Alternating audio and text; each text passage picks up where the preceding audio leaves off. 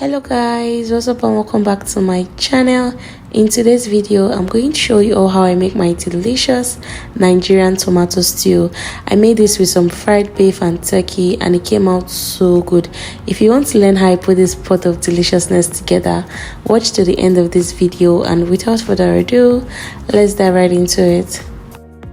So over here I've got some turkey and beef which I've thoroughly washed, and I know this might seem like a lot of meat for just a small pot of stew, but I'm not using everything for this stew. I'm going to separate them.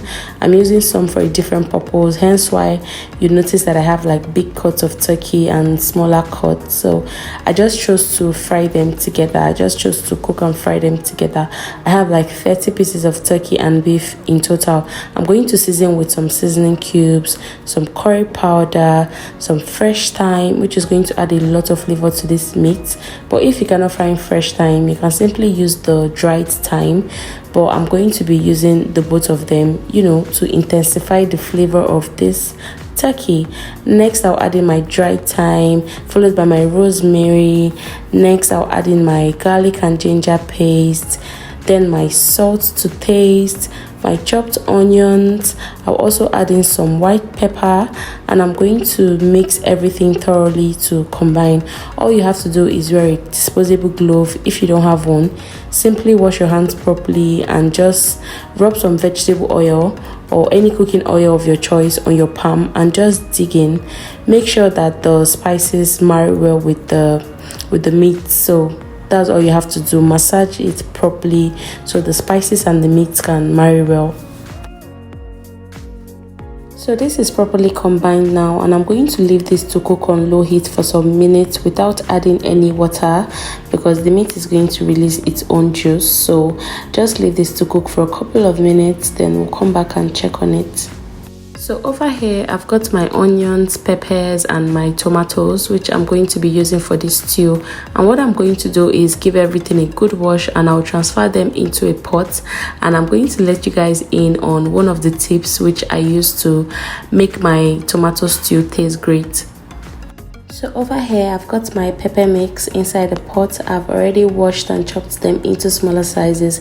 Now one of the tips which I apply to achieving a great tomato stew is boiling my peppers. Yes, I boil them. I know for some people this might come as a shocker, like, what are you saying, girl?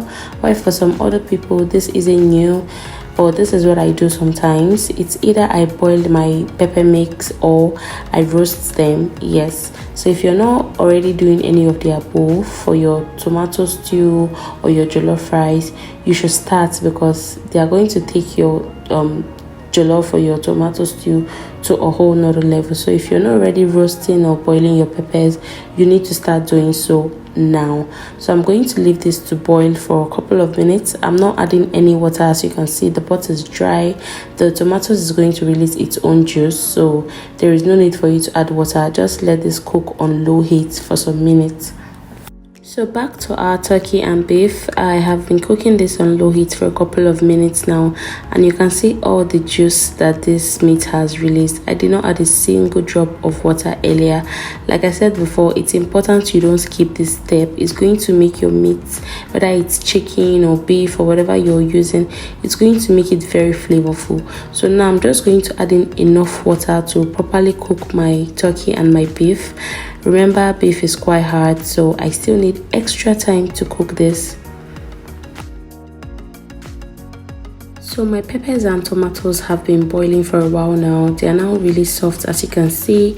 And remember, I did not add any water initially, but this is all the moisture that it released. So now what I'm going to do is turn off my heat, and I'll transfer everything to my blender and I'll blend it smooth.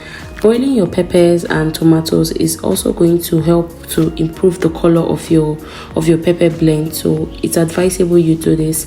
So now I've just added in my fresh garlic and ginger, and I'm going to blend everything until it's smooth. So guys, you can see how popping red our tomato blend is. So this is what I meant when I said that boiling your peppers and tomatoes is going to help improve the color.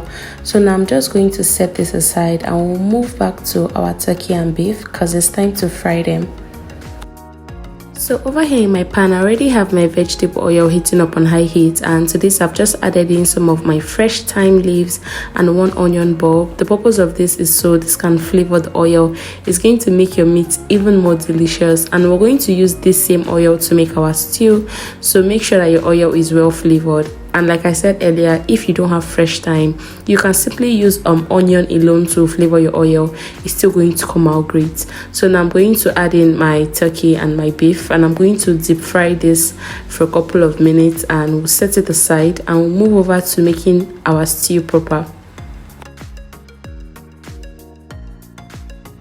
Over here in my pot, I've got some of the oil which I used in frying the meat earlier heating up, and to this I'm going to add in some chopped onions. I'll saute this for just a minute, and then I'm going to add in some rosemary. I'll saute for another extra minute, then I'm going to add in my tomato paste.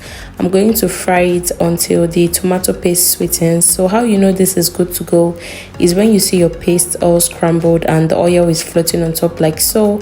That's when you know it's ready. At this point, I'm going to add in my tomato blend, and I'm going to mix everything properly to combine. Please be careful at this point. Make sure your heat is on low or completely turned off, else your stew is going to bubble and bubble in your face. You can see how mine was bubbling so much, so please do not make this mistake. And I know this seems like a lot of oil, some people are already judging me in their minds, but no, I'm going to decant some of this and set aside for a different purpose. So now I'm going to add in some seasoning cubes, some white pepper, and I'm going to stir everything properly to combine again. And now I'm going to let this fry up for some minutes, and we'll come back and check on it.